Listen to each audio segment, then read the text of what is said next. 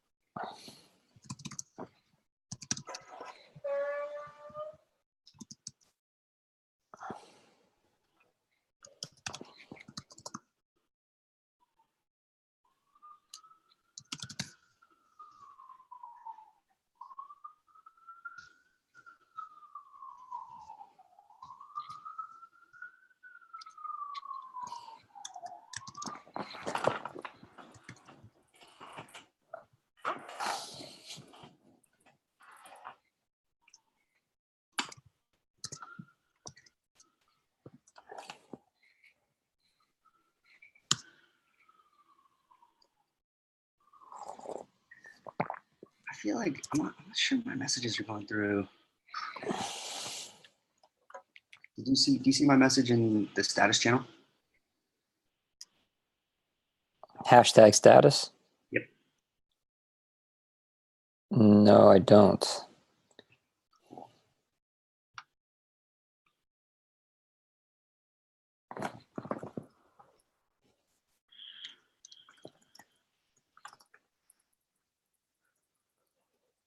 How about now?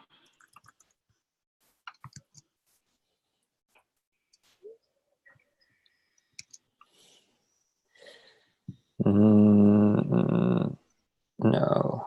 Hashtag status, right? Yeah. If you want, message me the message and I'll paste it in. I don't know. I don't even know. You're using Status Desktop? Yeah. When's the last time you upgraded it? A couple days ago, I think. Here, I'm gonna just drop it in Zoom.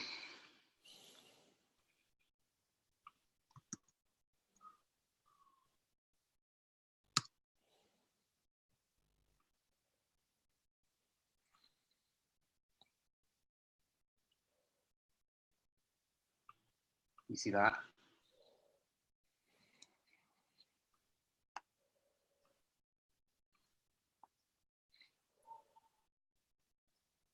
Hey guys. Yep, I see it. I'll try to paste it. You tell me if it shows up. Okay.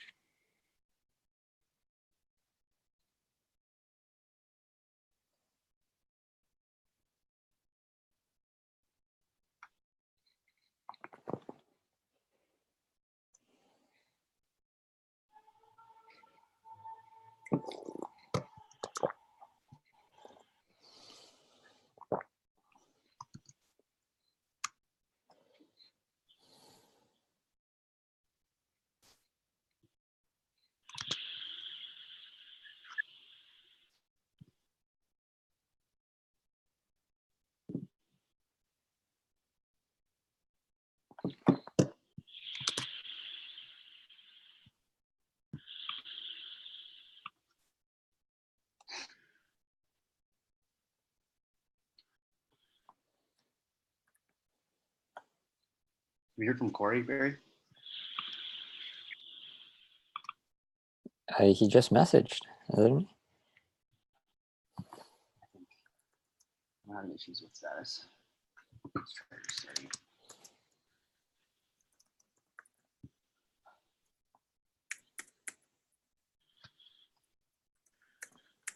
see if this works.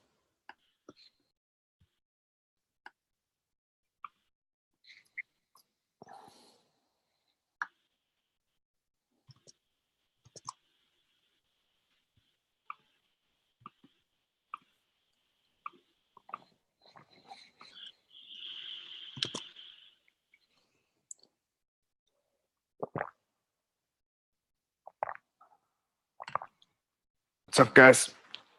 Hey. Hey. All right, let's wait a minute here. Calling in here.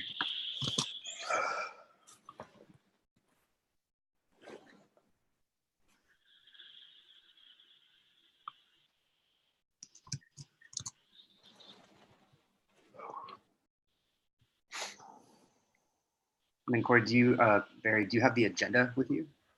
Because I'm just dropping community questions in that document. Yep.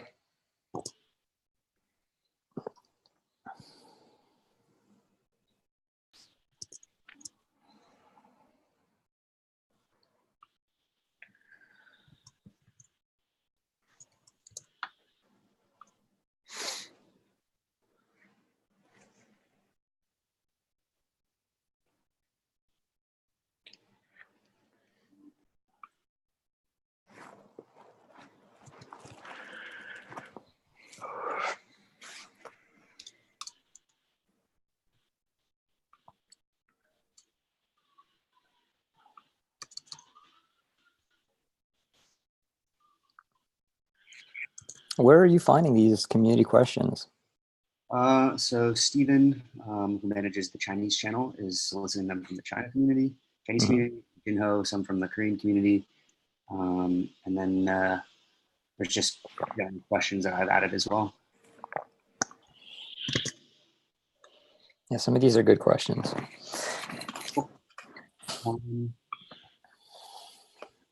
Cool. So I think a few people on YouTube, a few people on Zoom, so we can just get started whenever you guys are ready. Should I share my screen and kick it off?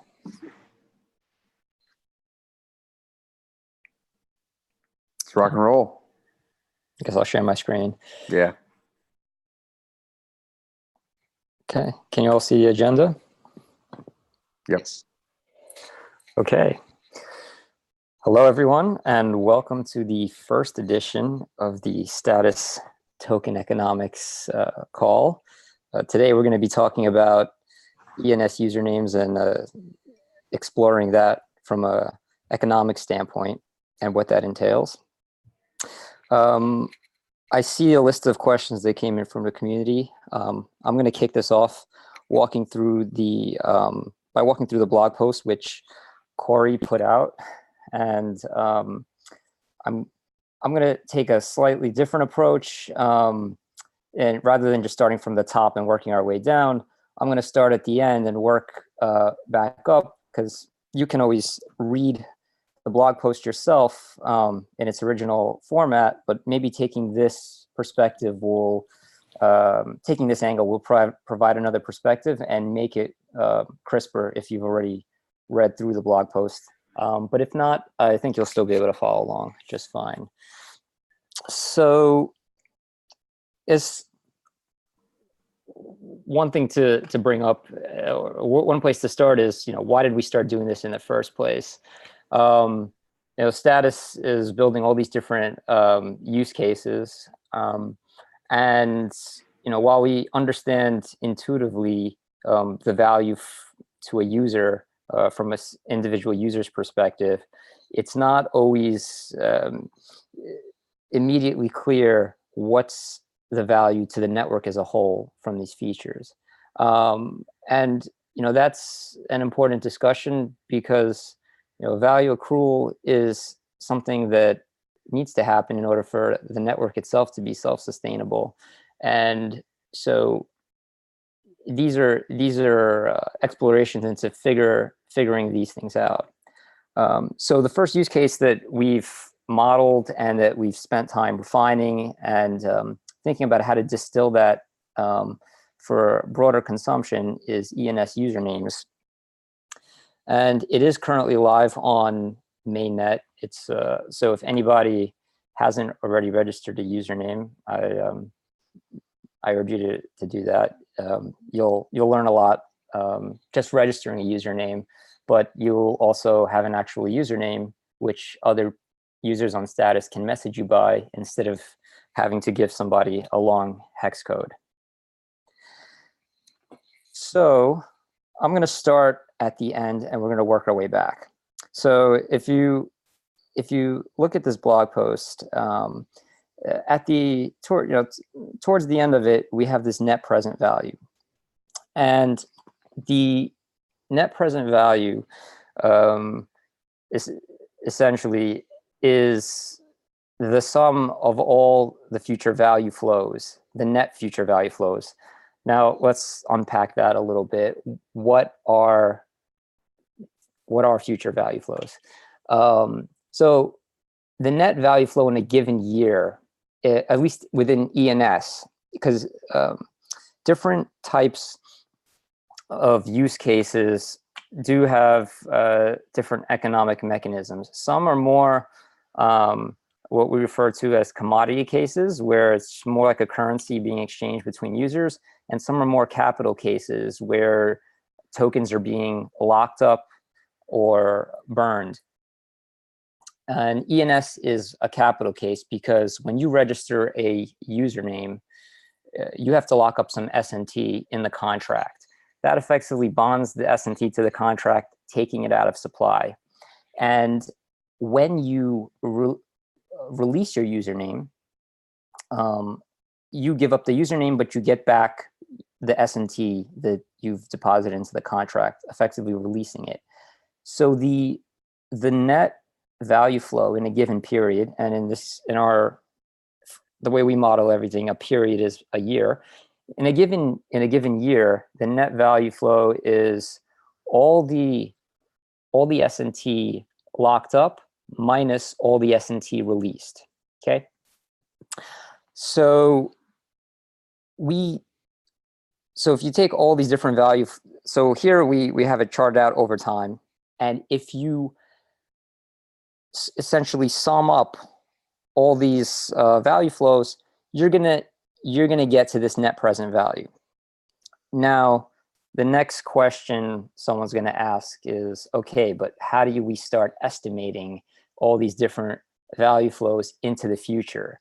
And that's really at the crux of modeling, and what makes it somewhat difficult. And it really helps to understand the mechanics and the product of a specific use case, and what's sort of the economic driver of what's going to be the economic driver of it. So in the case of ENS usernames, well, it's pretty clear. In a messaging network, many users are going to want usernames.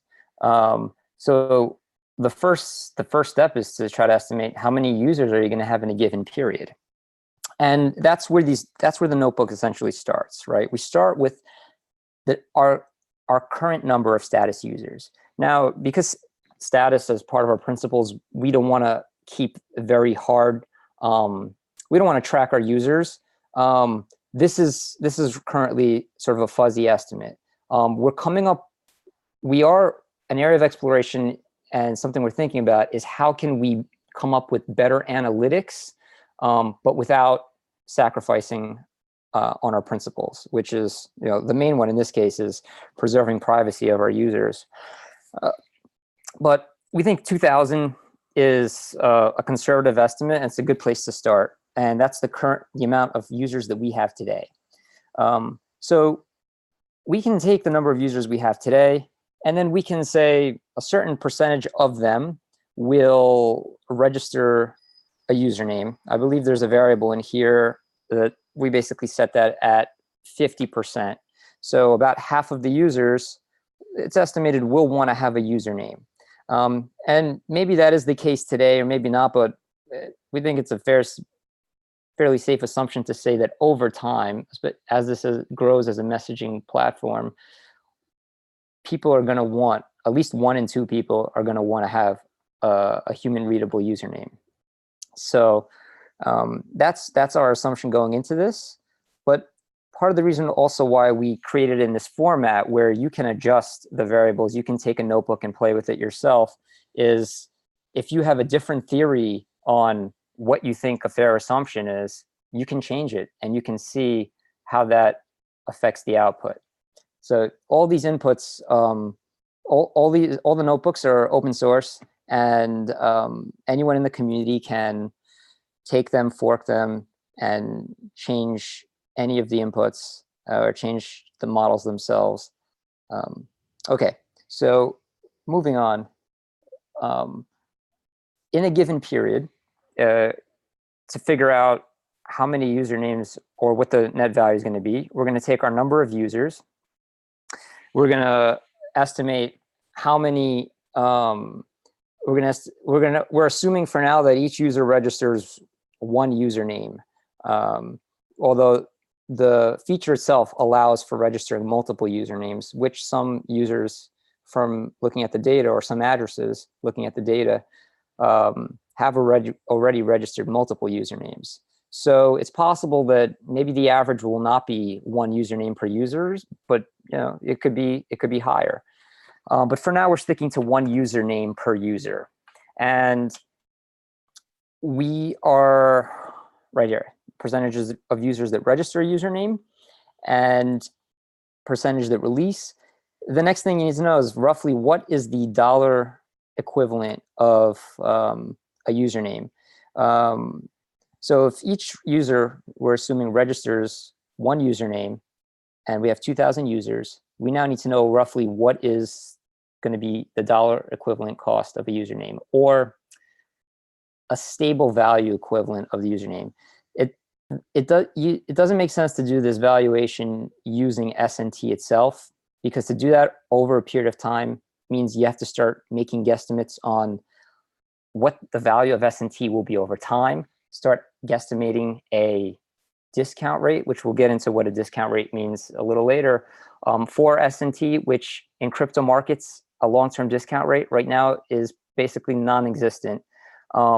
So instead, it makes sense to use an established stable market where there is a big market for the discount rate, where its currency is relatively stable. So you can basically estimate what the value of these flows will be over time, regardless of what the price of S&T itself is. And that also avoids this circular logic where you're trying to estimate the net impact on S&T using the value of S&T itself. It becomes the circular logic, which leads to flaws as well. So here we're assuming the dollar cost per username will be $1 over time. Again, this is something that people can change. This is something that the contract supports as part of its governance. The lockup amount can be changed in the future. So if we say we have 2,000 users in a given period that will register, let's say we have 2,000 users, half of them will register a username. So that's 1,000 multiplied by $1 per username. That is $1,000 equivalent locked up in our first period, in the first year. Now, when we get to the second year, there's a couple things to bring up. First of all, the way the feature is designed, or the contract is designed, is you can only release a username after 1 year. So by the time we get to the second year, we can already start to assume that maybe some usernames do get released. And that's where we have this churn number, user churn per annum. We're assuming that's going to be roughly 10%. So we're assuming that, it could be less, could be more, but for now, that's our base assumption. And it's, again, subject to, if someone has a better theory about how that should be estimated, you can certainly change that and see how that impacts the valuation. So if in year 2, if we assume that we're going to start assuming that 10% of usernames are released, or 10% of users churn out. And when they churn out, that they will release a username.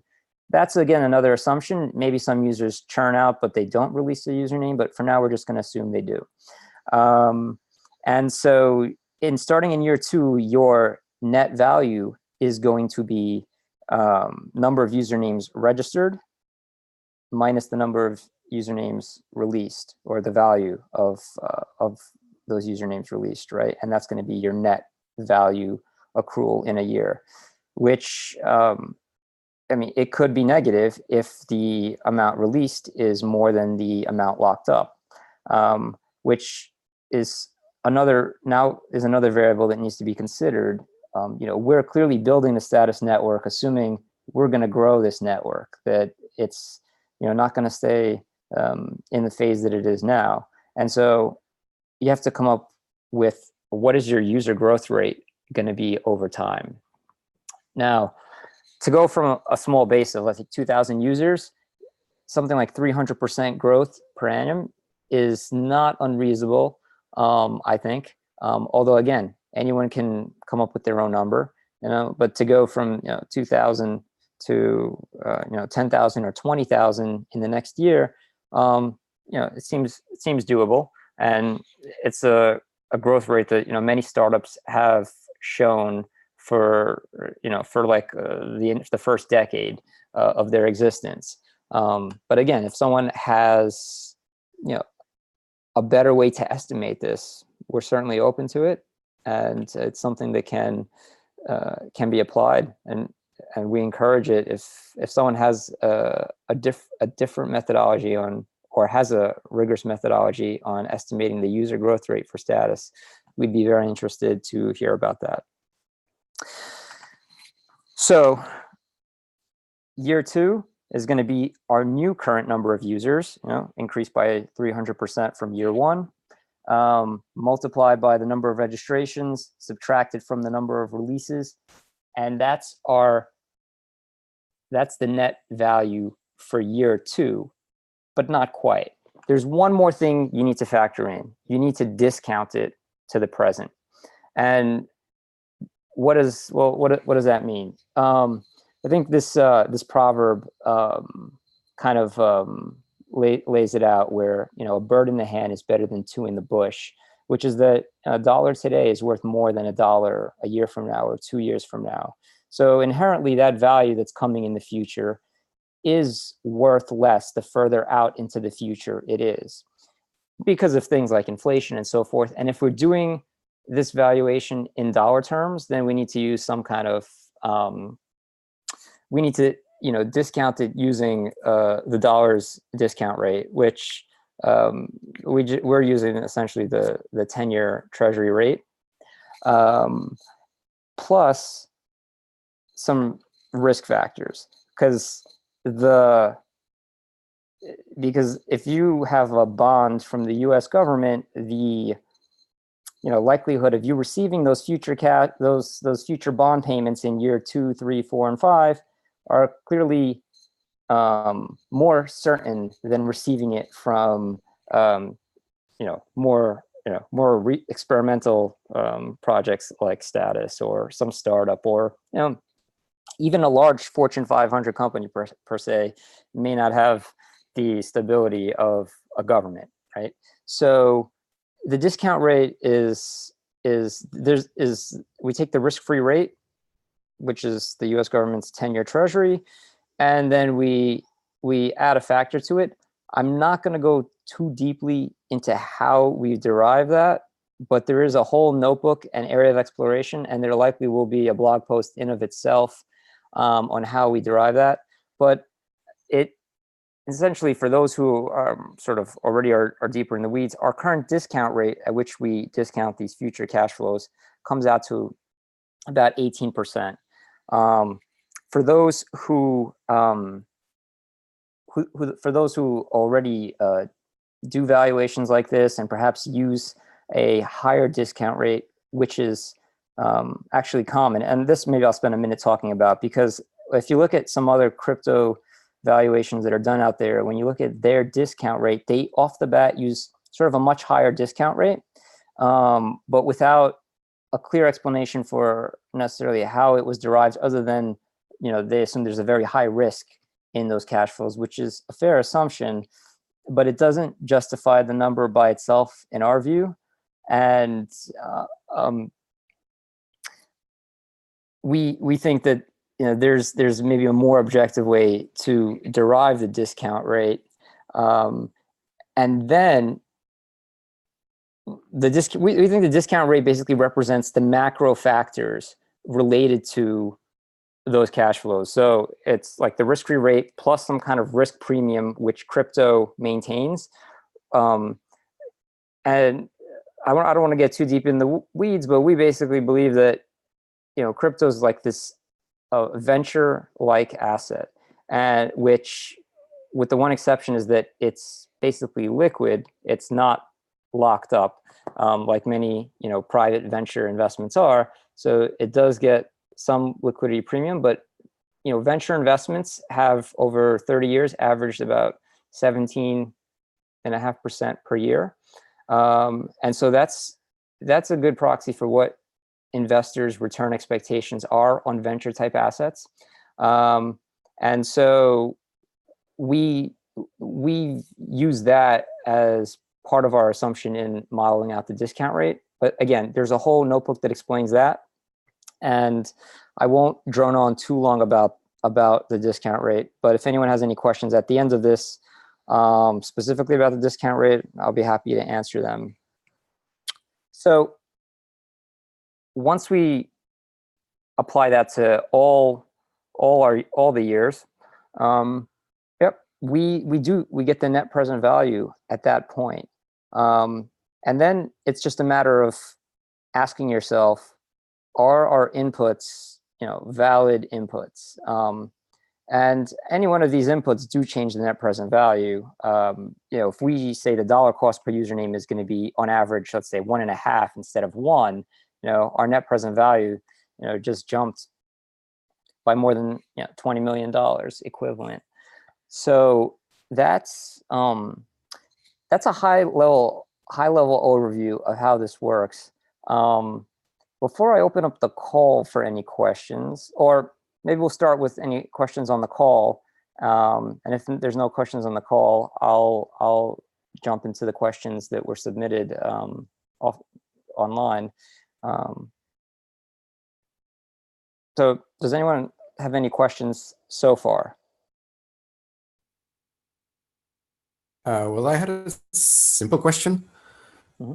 Let's say that you increase the dollar cost of a username by half, like you did here, and the net present value just spiked up, right? But does that account for the reduction in demand due to the higher cost? So no, there's no, let's say, demand curve in the model, but that's something that you should factor in yourself, where you say, okay, if we raise it to some, because we don't have a theory on that. That's something we do want to test. So we're ourselves trying to figure out what's the right price to set a username at. We currently don't have a very good theory around that. And so that's something that we want to test.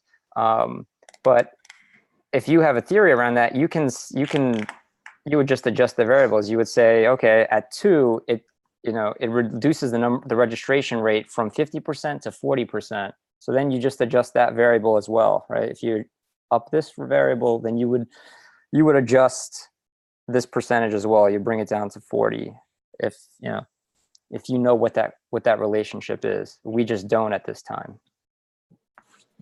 Yeah, it'd be really interesting to be able to build models that hold certain constraints true at all time.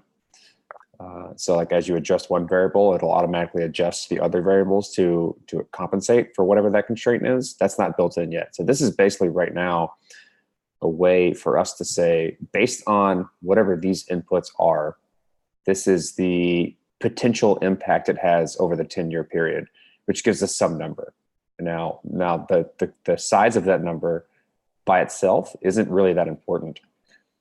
But it will become useful later on as we start to build out other parts of these things based on similar assumptions to see what the relative difference is. Because more than likely, we're going to use a lot of the same assumptions with like user growth, percentage of people who participate, things like that, as we model other parts, other S&T use cases. And then we can see the difference in that number. So it gives us a relative impact of a given use case.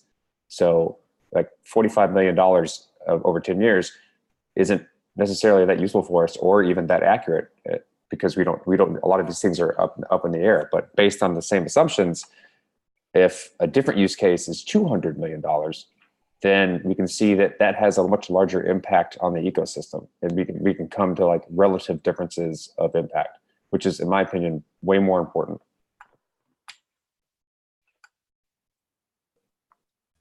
Cool, thanks. Any other questions? I have something that's come up. Is there a way, or is there any data to factor in around like the usability of a feature? Or like, is there any way to factor in the UX of like ENS, for example? Like if we remove it from a standalone dApp into like the sign-up flow, is there any way to account for that in these models, or not really? Well, whoever is building out the feature,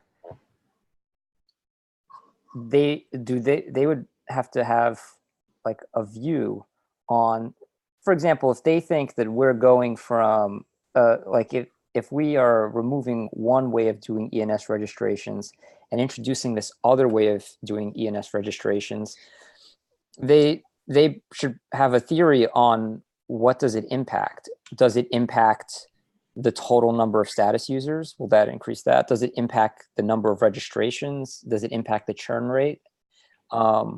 If they have a theory around that, even if it's directional, say we think it'll increase the number of registrations somewhere between 10 and 20%.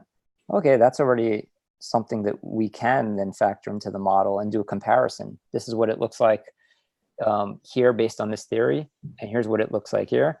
And the nice thing about that as well is then it provides a nice framework for testing. Okay, this is the theory, this is the value we believe it provides, and then let's see what happens once it's released and tested in the real world.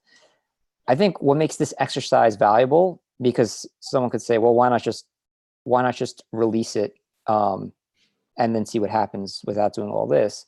Because what if you have a theory, and under your theory, when you adjust the variables, the net value is actually less than using the old feature? Then it probably doesn't even make sense to, it may not even make sense to run the experiment.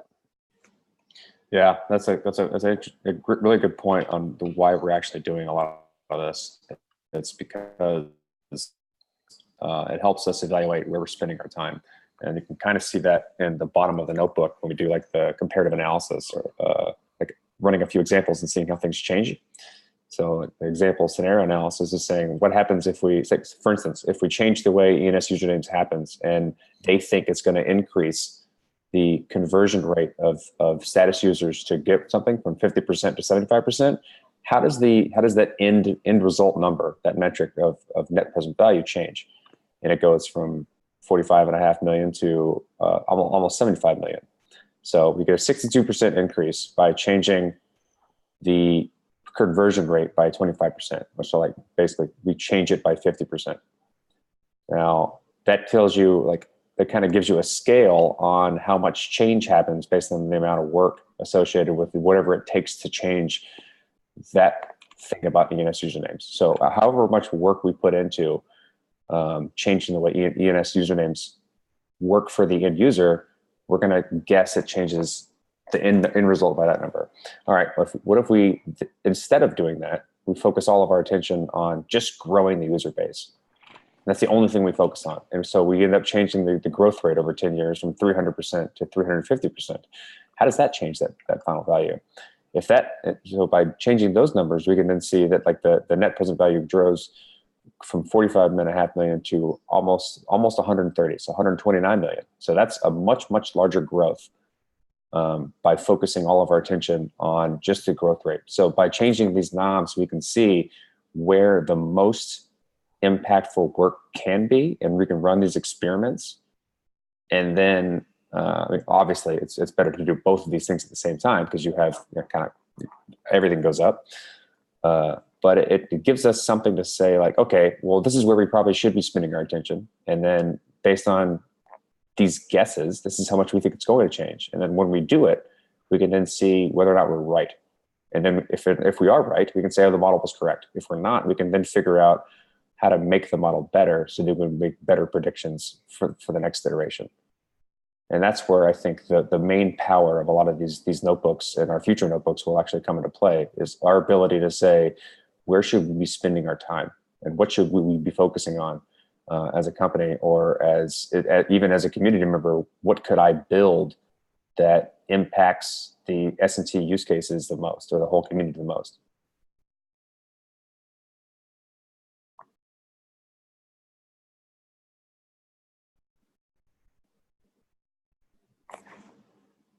Any other questions out there?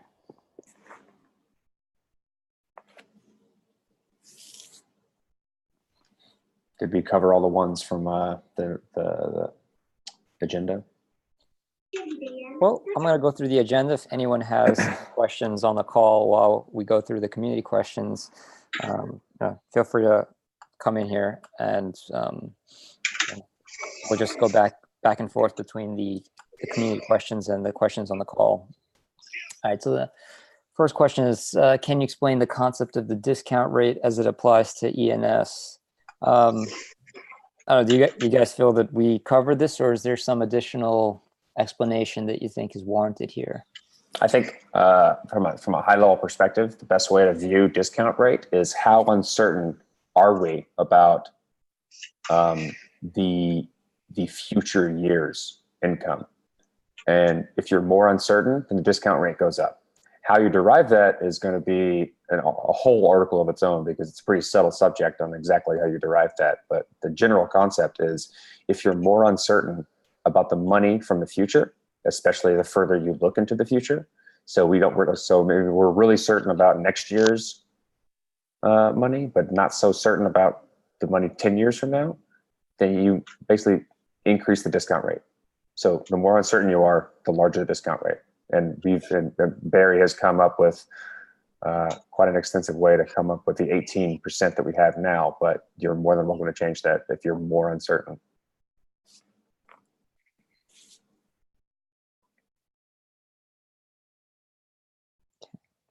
How will the team model the value of the network across all S&T use cases? Is it simply the sum of the net present value of each use cases? Essentially, yes. There is a notebook that takes the individual valuations, which you can find this status network combined utility values notebook, and it has links to each of the individual notebooks that do their individual valuations. And then at the bottom, it comes up with a combined net present utility value. And we've included these knobs at the bottom, which lets you, because these notebooks, they all share a couple of basic parameters. Number of users is an overlapping parameter. The user growth rate, user churn rate, and the discount rate. Those are overlapping. Overlapping parameters. So if you change any one of these parameters, you'll change the combined network value based on them. Within that, there's the individual notebooks themselves do have unique parameters. And I guess one thing that might come back a little bit to the concept of a discount rate is the discount rate is sort of discounting the values using macro risk, meaning it really is what's the likelihood that, a macro risk might be that the status network completely fails, right? If the status network fails, then all these use cases are worthless. But then there's use case specific risk, which is not included in the a discount rate, but it is included in this other variable called the probability of failure. And the probability of failure is going to be different for different use cases. And this is another area which we'll probably have another blog post at some point exploring, because the certainty of different use cases is different. So like ENS is already on mainnet, so its probability of failure is going to be smaller than a use case that is still being researched. It just has much more uncertainty. And there's other factors here, but we're not going to go into this too much and it is an ongoing area of exploration. But I think that's also just an important point I wanted to bring up in relation to the discount rate. Is the discount rate is factoring in macro factors, like inflation and the risk of the entire network failing and things like that. Probability of failure is specifically risk related to the use case itself. Okay. On top of that, I want to say, the whole goal is to come up with a singular number, which is so that we can compare apples to apples. How we get to that number for each use case will be different depending on how that thing works, right? So right now, ENS usernames, the basic mechanism is you lock things up and it stays that way. But different use cases won't work that way. So how we get to that final number is going to be different. But at the end of the day, the whole goal is to come up with a final number that we can compare to other use cases, so we can compare apples to apples. And so each of these notebooks and blog posts will describe how we come up with that number, and then ask for feedback on whether or not we did that correctly. Right. I think one thing I would add to that is when we think about our biggest constraint right now, it's not for a lack of projects to build. It's that there's more things that we could be building than we have the resources to build. So the question really becomes, how do you prioritize what's of the highest value? And how you can most efficiently sort of allocate your limited resources in what seems like almost an unlimited amount of possible things we could be working on. The obvious one is, one, don't invest in projects which have a negative net expected value. But then we most likely, because of just the grand nature of some of these projects, we have a lot of projects that have a positive expected value, but you can't work on all of them at the same time.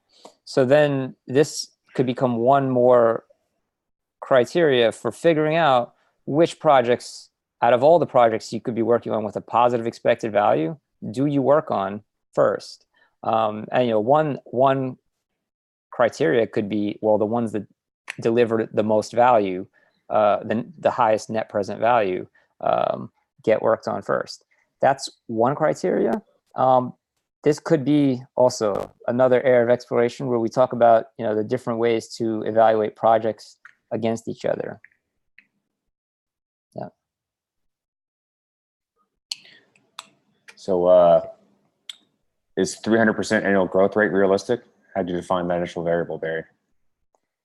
Well, I looked at how startups in general grow, and to me, well, there was two ways. One, it seems like the variable that is something that it seems like a growth rate that we should try to strive for to create real, meaningful economic value in the network. But two, it's not just like, well, someone could then say, okay, why don't you just pick 1,000% annual growth? If you look at actually what's a reasonable growth rate of successful startups from inception over their first decade, 300% is a growth rate that you do see in early stage startups, especially when it comes to user growth. When you start off a low base, when you have 2,000 users, it's easy to grow at 300%. When you have 1 billion, I think that's actually impossible. So at least for the first 10 years, it seems like an achievable number. It's a number that would deliver real economic value to the network. And that's really it. Again, if someone has a better expectation or a better model for user growth, we're open to it. I think the other thing that we keep coming back to, but was also to consider, is these notebooks need to be maintained, right? So it's not like these are crystal balls. These are theories, right? And then as we move forward in time, we come back to these notebooks and revisit our assumptions here, and we update them as we learn based on what we've built and how it's being used and what the actual outcomes are. So the notebooks have to be maintained based on realities. All right. Does that answer the question? Yeah, that's pretty much. I think it's a good answer. We're gonna make it better. Any of these things could be made better, but this is the best, I guess. Also, the best way to introduce the concept of what these things are and how you model them. And I guess that kind of leads to what exactly is net present value. And I think the easiest way to explain it, maybe this isn't exact in terms of what exactly is how do you value money in the future today? And it goes back to what that quote is: a bird in the hand is worth two in the bush. Like, the money you have now is worth more than the money you're going to have potentially later. And so whenever you're trying to evaluate money coming in the future, you have to discount it somehow. And so the net present value is adding up all of those future value incomes and evaluating them what they would be worth today. You think that's a decent explanation? Yeah, I think it's in the blog post itself. I think he explains it really well. Yeah, then this relates back to also, I guess, one of the previous questions is you want to look for projects that have a positive net present value. And that basically, I think this quote sort of sums up the intuition of that. This is the intuition of that, which is how many birds are in the bush, when are you going to get them out, and how sure are you? Right? And that's basically what all this is doing with that. And I think, to give you an example, when they say a bird in the hand is worth two in the bush, it's saying that, well, if you have one bird today and you could invest it into some kind of project to get two birds in the future, you shouldn't do it, because a single bird is worth more than two in the future. But if you can get 3 birds or 4 birds or 5 birds, well, then maybe you should now consider it. And then you have to factor in, well, when are you going to get those birds and how sure are you of getting them, right? And if after factoring all that in, it's still more than 2 birds, well, then it probably makes sense to do. I don't know if that provides maybe another lens to think of this from. Yeah, this screencast, just capture that and put it out as the snippet for this whole thing. When I first read you have 3 birds. When I first read that, like it wasn't exactly clear to me what that meant for status, the network, and like the organization, right? Like if you look at like Web2 companies, they have a valuation, or like investors will place a valuation to a company based on, factors like this, but then also the revenue models and income. Like, I guess it's slightly confusing to me, like what this number actually means for the organization. Is it just the value that's held in certain contracts? Is it the value that is like flowing through different features? Is it the valuation that an investor or someone can place on status as like a company or organization? And I guess, what does this mean for the stakeholders? What does this mean for S&T? I think it's a concept that maybe we understand, but it is just a bit abstract for someone else. Yeah, I think a lot of that will come more clear as we build out a few more of the use cases. And there's a lot more we could do just with playing around with discount rate and net present value. For instance, we could have the rate at which we have recouped our money from initial investments. So, and like what do you call it, the hurdle rate, Barry? basically like how fast, because for instance, say the net present value is $45 million, but if all of that, if you look at the charts here, can you scroll down a little bit, Barry? So like the chart there is basically, look how much value is of that total being done in the last couple of years. So that means that a lot of the value associated with this has to do with just the last couple of years, which means that the majority of it is going to end up happening 10 years down the road, 7, 8, 9, 10 years down the road. The vast majority of all that value. So and that's where I'd say most of the uncertainty actually exists, because we can't forecast that far away. We don't know for sure if 10 years down the road, things are going to work out. And so the further you go into the future, the more uncertain you actually are.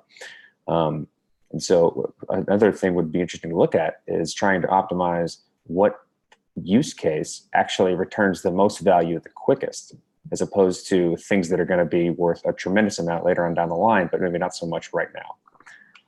And those are other things we can actually go into later in different notebooks and try to evaluate those types of things, is giving us tools to say, okay, over 10 years, this could potentially bring in this much money, but it brings in the majority of that money early as opposed to late, or like how fast are we going to like recoup the initial cost of development type of thing, which this notebook doesn't answer at all. But those are other things we can go into. And so like that's all we're trying to do, is provide tooling so that we can ask questions like that to give us a better way of figuring out like, all right, where should we spend it? Where should we be spending our time? So Johnny, well, in the example you just gave of like Web 2 companies, when you're saying, when they talk about the number of revenue they have, and you're talking about people see that, you're saying manifesting in terms of the valuation of the Web 2 company, and how does that compare to what we're doing? Yep. Right. So I guess with like Web 2 companies, they're basically, I guess investors in those companies are the ones who really have, I guess, the most financial stake, or they're the stakeholders with a financial interest. They specifically usually have a claim on that company's future assets and future cash flows, which manifests in the value of its stock. But there's, we're starting to see some issues with that, especially when a company starts to look more like a public good, like Facebook, right? Its users, they have a stake in that network, but they don't really have much say in how it's being governed, how it's being built, and sharing in its value capture, whether it be financial, social, whatever the political, you could make arguments for the various forms of value capture that Facebook has, besides just the financial value capture. A lot of that is captured by the financial stakeholders, but and I don't want to go too far on a tangent. I actually just read this the other day, is in a shareholder vote the other day, more than half of the shareholders of Facebook voted to remove Mark Zuckerberg as chairman of the board, but that got vetoed because there's a second class of stock, which he's like the largest shareholder of.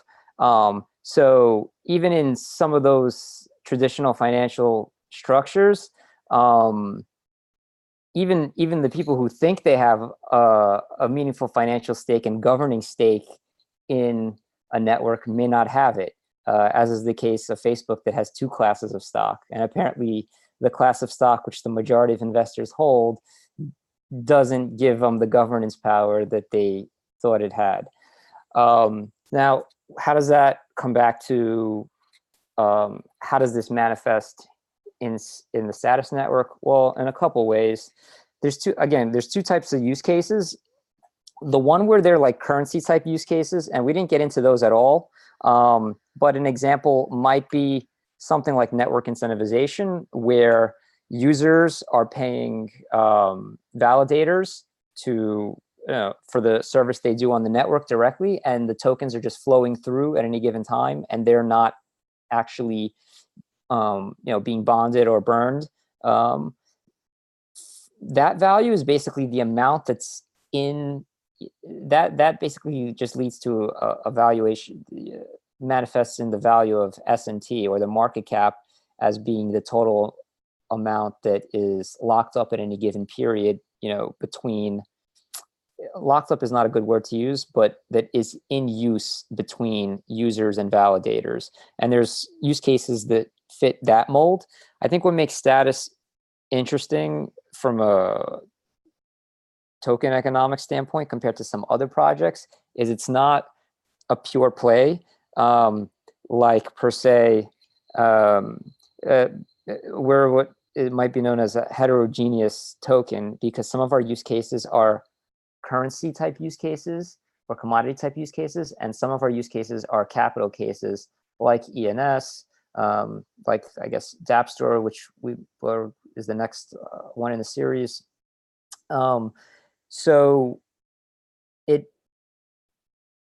another lens to look at this through is to say, well, if S&T is a governance token, and this is another area of exploration, but if it's a governance token, and if you did say at some point in the future, the network decides, there's a vote by all the stakeholders, S&T holders, that the network is not, it doesn't make sense to continue, let's liquidate it and just return all the value accumulated to the stakeholders. Well, let's just say there's a vault where it accumulates fees, like from Teller Network. And I don't know, the value of the fees in that vault is the equivalent of, let's just say, $10 million, just a random number. If the collective amount of S&T controls the disbursement of that $10 million, then it's fair to say that it's going to be worth at least it's going to be worth at least $10 million. It's worth at least liquidation value. But there's also, the future value accrual, which manifests. So it's not as black and white to answer as a traditional corporation, where it's just it's a claim on all its future cash flows, because a traditional corporation doesn't use its stock also, generally speaking, as a currency. But that's what leads to two different types of use cases, which we add them together at the end, which leads to this combined net present value. And I'm going to stop you there. Yeah, you're going off on the weeds, Barry. Okay. Yeah. Sorry, I went up into a laundry list territory. So let's try and run through a few of these questions really quickly. Can I create 2 or more usernames to the same status account? Yes, you technically can. You can get as many of these usernames as you want and point them all to the same ID. We don't take that into account. We're just assuming one user, one username in this particular model. So we could add that in, but it's probably not worthwhile because a small amount of people will be doing that. Unless we make it really, really, really easy, right? If we make it really easy to have multiple usernames in the same account, then it'd be worthwhile factoring in, but not till then. Let's see, can registered usernames be auctioned? Not in the way we've built it so far. You could do it off like basically a third-party auction and sell it, but they'd be trusting you to do so. I think it's worth pointing out that when you lock up a username, you effectively you own that username. Yeah. And you can do what you like with it. You can transfer it to someone else, and you can create some kind of auction mechanism by which to do that, or even if it's under state of us, which stateofus.eth, which we own, you actually own the subdomain of your username. So like my name is petty.stateofus.eth. I own that, regardless of whether or not State of Us owns State of Us. Let's see. How can other S&T use cases affect the NPV of the ENS username use case? Yeah, This is a good question. And this goes back to, I think, what we talked about with like the UX feature we mentioned. If someone has a theory about a specific use case, and their theory is that that use case will increase the reason for building it is that it's going to increase the number of ENS usernames.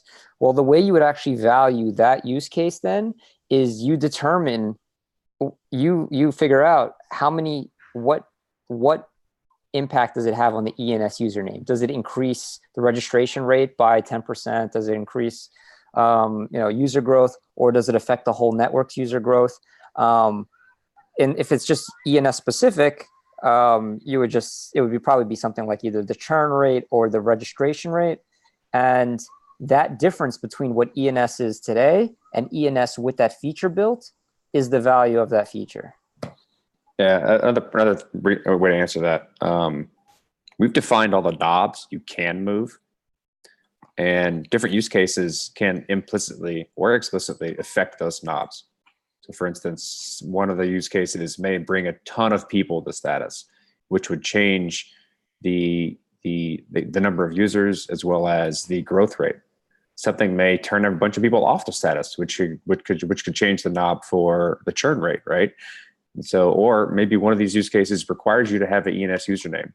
That would change the conversion rate quite a bit. And so all of these things can affect these knobs.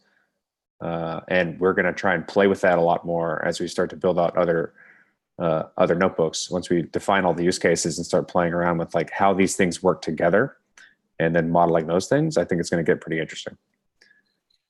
So let's see.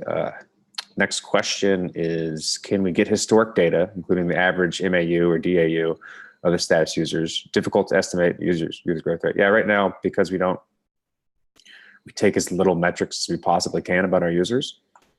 And in some cases, shoot ourselves in the foot so that, like, in terms of understanding our users for the sake of their own privacy, because it's against our principles. We don't have a lot of good ways in which we can estimate or like accurately estimate like some of these numbers. We can, on the other hand, we're doing this. I think another round of articles will be looking at real world data, especially, like, for instance, looking at the blockchain and seeing how many people have registered ENS names over time, and then correlating that with real world events and things that happen in status, so that we can come up with better defaults or more accurate initial guesses. We plan on doing that quite a bit. This article was specifically made to just give users the idea of what knobs exist and how they affect the overall mechanism that is ENS usernames. So the first round of these things won't be digging too much into how we come to the initial guesses. More, what are the knobs you can change, and how do they affect the overall number? And we'll have dashboards for that too. We already have those in the works that are going to be pretty cool. Let's see. Will status let users know after 1 year of the ENS registration? I don't know. Is that in the plans right now to basically let people know after a year they've had a ENS registration? I mean, it's not on the roadmap. I think maybe we want to understand this question more. I know if you try to release your name early, it'll let you know, it'll fail. And the second part of the question, difficult to estimate the rate of ENS deposit returns. No, there hasn't been any yet, so it's not hard to estimate that. Oh, I see. There hasn't been any returns. Right. So that's actually not hard to estimate, and there is a dashboard. I don't know if it's public yet or it's in the works, that actually lets you explore the actual ENS contract, so you could see the number of registrations over time, the amount that's released when they can be released, and so hopefully we can build more dashboards like that for each of the use cases. And that sort of ties back into the previous question where, maybe hopefully we can start to kind of triangulate on estimating the amount of users we have based around the activity around of these different use cases. Yeah, but still in a privacy preserving way. Cool. Are there any other questions? That's it. It's it from YouTube as well. So thanks everyone for submitting questions. Obviously I have a hard stop now, but so next the team's going to be reviewing the model around the dApp store, dApp curation. And if anyone has suggestions on how these calls can kind of like, maybe we update the format of the call just to get to more questions or walk through the workbooks differently, let us know in the status channel, token hashtag token-economics, and we'll take it from there. Thanks, guys. Thanks, everyone. Okay, thanks.